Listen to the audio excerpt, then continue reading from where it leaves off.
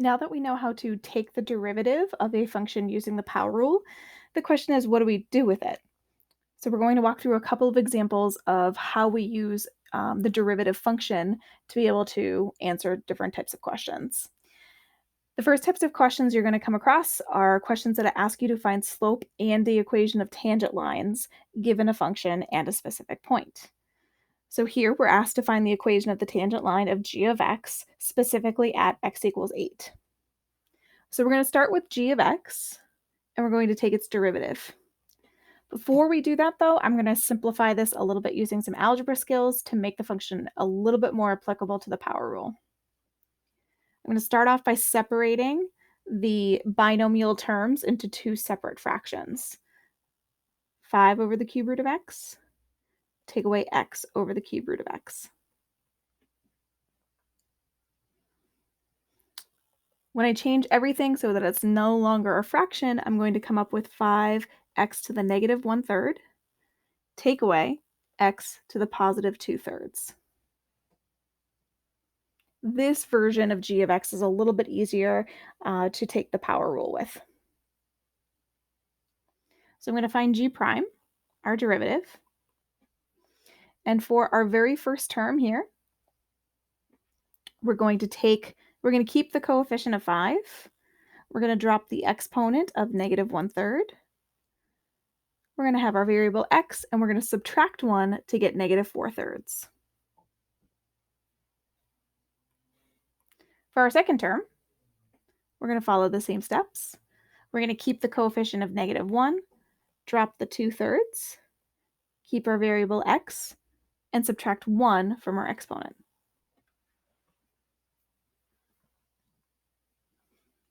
From here, we can try to simplify things, maybe put things back into the fraction, but ultimately we're trying to find a slope and we're trying to create a tangent line. So we might as well just plug in our value of x equals 8 right into our derivative right here. So we're going to plug it in for that x and for that x as well. Might as well just do that step right now.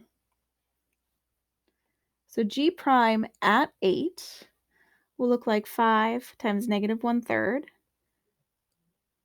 times 8 to the negative 4/3 minus 2/3 times 8 to the negative 1/3. After we plug in the 8 and simplify using all those fractional exponents, we come up with a final value of negative 7/16. This is the value of the slope of our tangent line. So we know the slope of our tangent line, it has a negative value, and we know that it's a value that's less than 1/2. So this is a relatively shallow tangent line that we're dealing with. The second half of this is to actually create the full tangent line. Anytime you go to create a tangent line, you need a point and you need a slope. The slope we've just figured out, that's negative 7/16. The point is something that we still need to determine. We know the x value is going to be 8, but we still need to determine the y value of this point.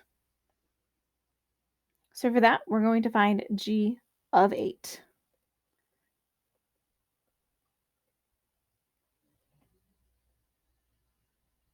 For this, we're going to come up with negative 3/2. When you create the equation of a tangent line, my recommendation is to use point-slope form. So for this example, this would look like y minus a negative 3/2 is equal to negative 7/16 x minus an 8. Of course, you can take the double negative and change this into y plus 3/2. Negative 7/16 x minus 8.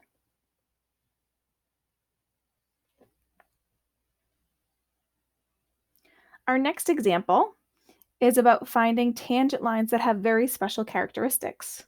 In this example, we want to find all the values of x for which the function h of x below would have a horizontal tangent line.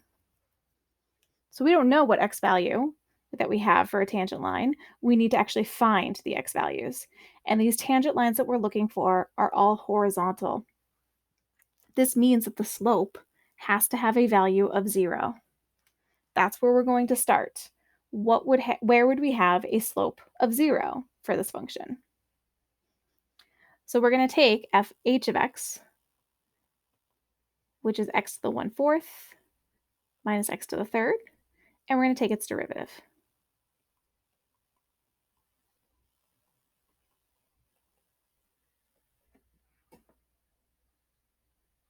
What we want from our derivative is we want to have a slope of 0. We want the derivative to have a value of 0. So we are going to take the slope function and set it equal to 0. To solve this, we're going to use a little bit of some factoring. So I'm going to pull out a 1/4 x to the negative 3/4 as my greatest common factor. And that will leave me with 1 minus 12 x to the 11/4.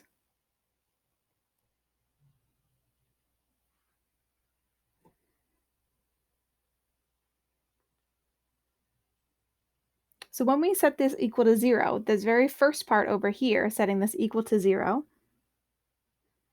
actually does not yield us any results. When we take a look at what this factoring does because of that negative exponent and that fraction of 1/4, we're actually looking at 1 minus 12x to the 11/4 all over a 4x to the 3/4. For this to be equal to 0, x in the denominator cannot be equal to 0. So we're only going to focus in the numerator. When is 1 minus 12x to the 11/4 equal to 0? So in this case, 1 should be equal to 12x to the 11/4. So we're looking at 1/12 is equal to x to the 11/4, or 1/12 to the 4 over 11 is worth our x value. This is at approximately the decimal 0.405. This would be the x value at which h of x has a horizontal tangent line.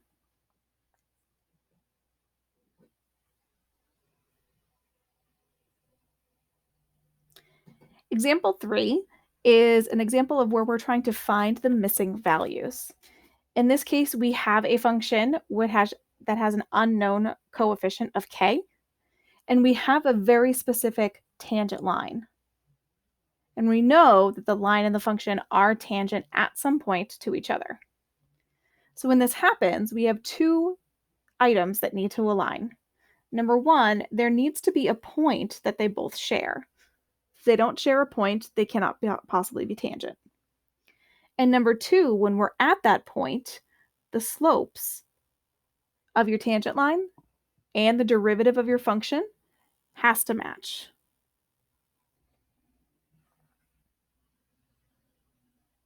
So let's start off with the point.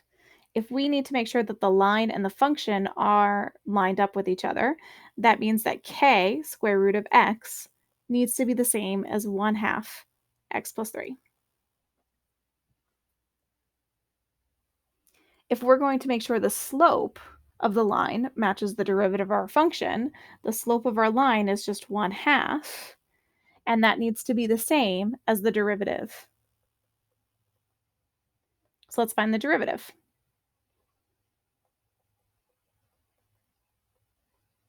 The square root is the same as x to the 1/2. So our derivative would be 1/2 times k, x to the negative 1/2.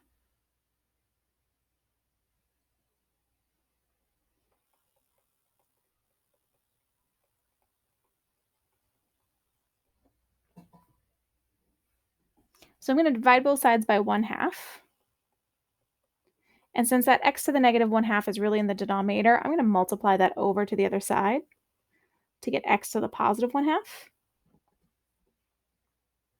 So now I have these two equations. They both have an x, they both have a k.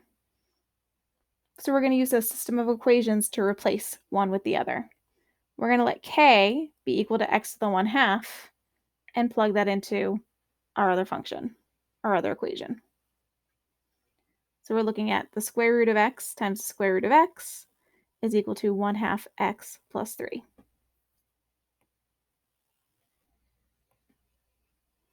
That means x is equal to 1/2 x plus 3. Half of x would be equal to 3, or x has to be worth 6. So if we know x is equal to 6, that is the x value where our line and our function are going to connect. But this question is still asking us to find k. So we're going to take this x value that we have found and go back and plug it in. The square root of 6 is our k value.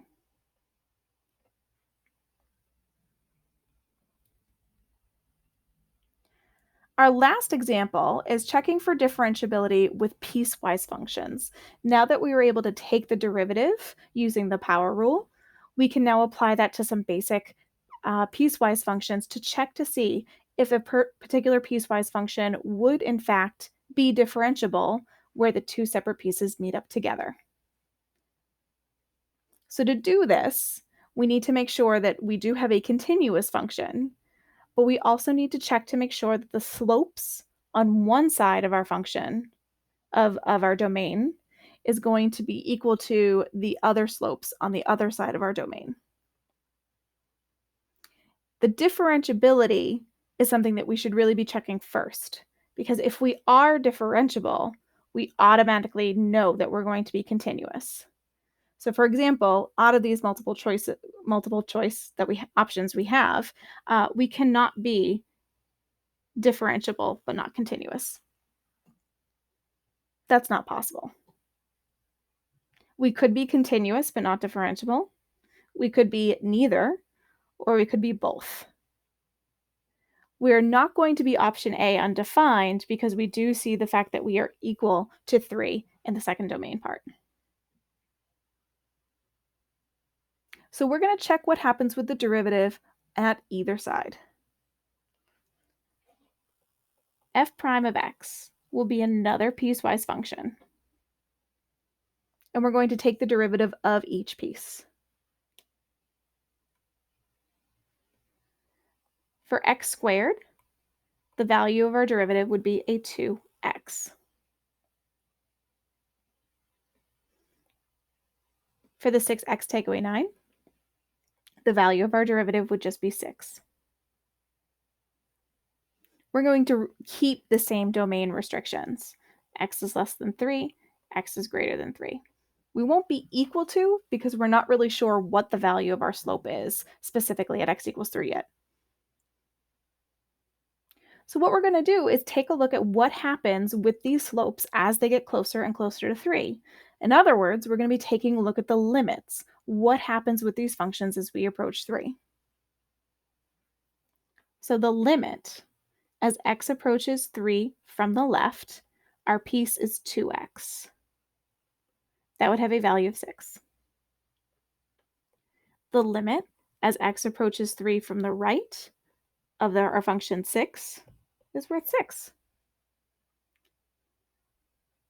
So since the limit from the left and the limit from the right of the derivative function match, that means that overall f of x will be differentiable at x equals 3.